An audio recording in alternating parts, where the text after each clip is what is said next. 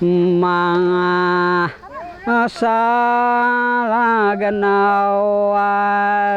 o araw nugayo panangain dong anawan katpong tang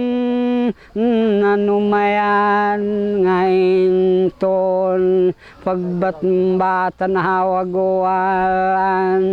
ariwan nakasiwalo sudan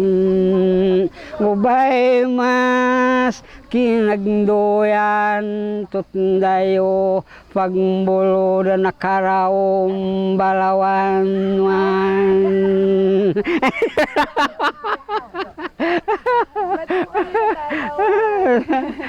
ang sinasabi ko, maging bata matanda o magagaling sa iba't ibang dakong Mindoro, ang bawat katutubo